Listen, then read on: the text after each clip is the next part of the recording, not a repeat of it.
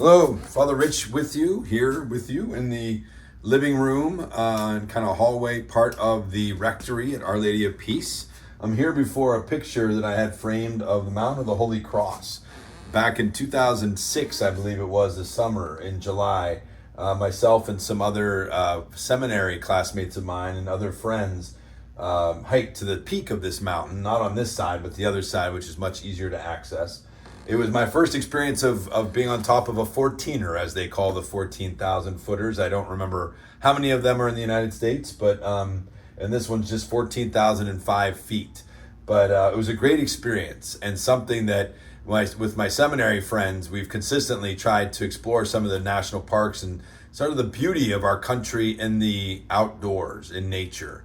And this really fits right in line with our next masterpiece. It's called The Voyage of Life by Thomas Cole. It's a series of 4 paintings that kind of walk you through a life, but through the seasons and seeing the parallel between human life and the seasons in nature. And so this was done in 1842. Thomas Cole was American, and these paintings can be found in the, what was I remembering of that?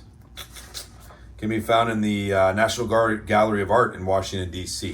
So the paintings are called Voyage of Life Childhood, Voyage of Life Youth, Voyage of Life Manhood, and then Voyage of Life Old Age. And they're actually all here in the book. I'd encourage you to check them out. But they're really an emphasis on nature and the seasons, but then they show a depiction of the same 4 images going through each picture.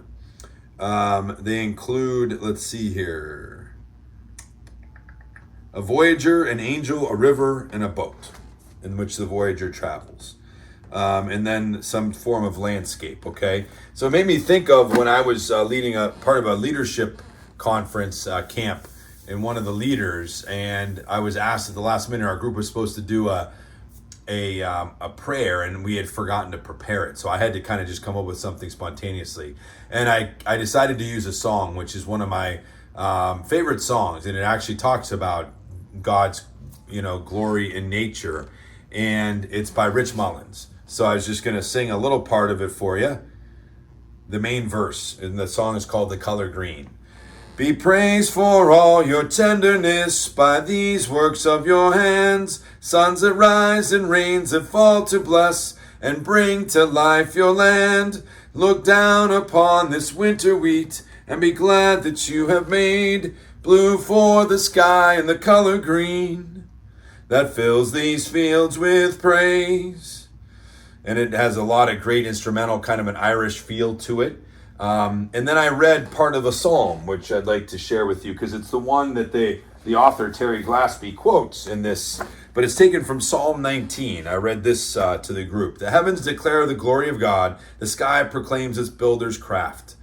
And then it goes on to talk about the sun and its consistency from one end of the heavens. It comes forth. It course runs through to the other. Nothing escapes its heat. But this idea that the heavens declare the glory of God, the sky proclaims the builder's craft. It reminds me of another song that was popular as a hymn, and I think it's still in our book, but the Canticle of the Sun, based off of St. Francis of Assisi and his Canticle of the Sun, that the heavens declare the glory of God, and all creation is shouting for joy. Come dance in the forest, come in the fields and sing to the glory of the Lord.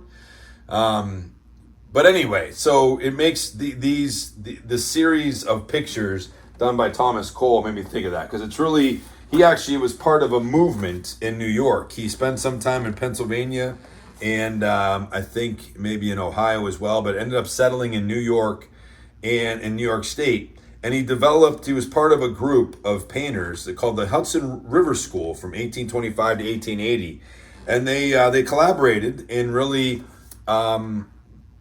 supporting each other in painting nature.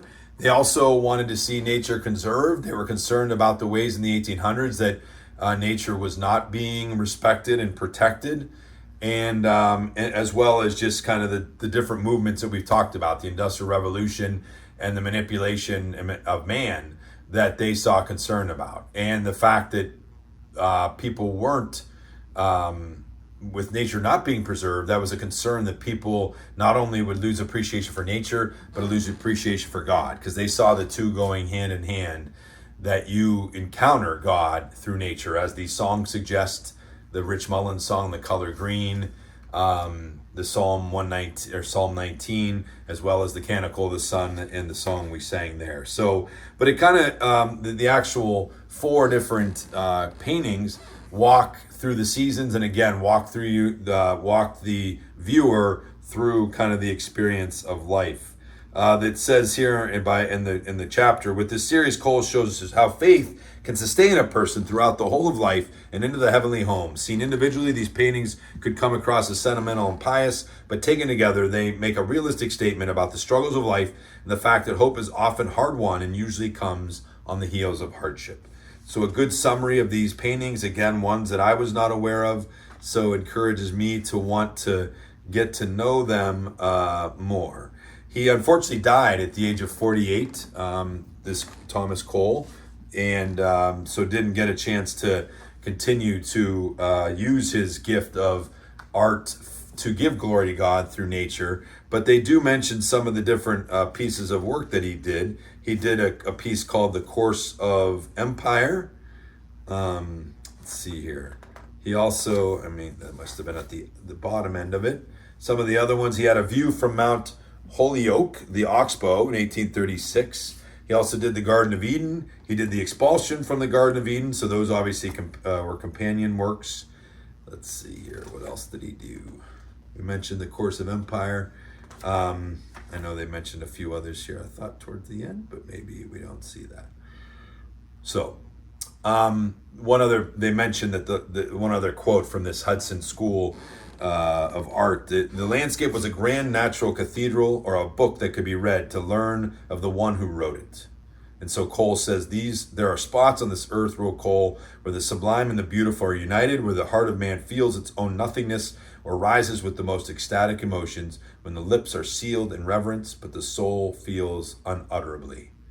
So, a great reminder to experience God in nature, a great encouragement for us to get out into nature regularly. Again, kind of what my classmates in the seminary we would try to do, as a way not just to recreate, but to renew our connection with God.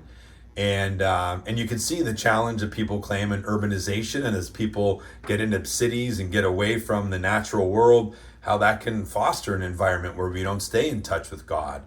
So to find that balance, and it's something our culture and society always has to work on. So thank you for joining me. This has been I gotta go back and look at The Voyage of Life by Thomas Cole, 1842. Our next one will be The Light of the World by William Holman Hunt. It's a painting from 1854. Thanks for joining me. Have a great day, and God bless.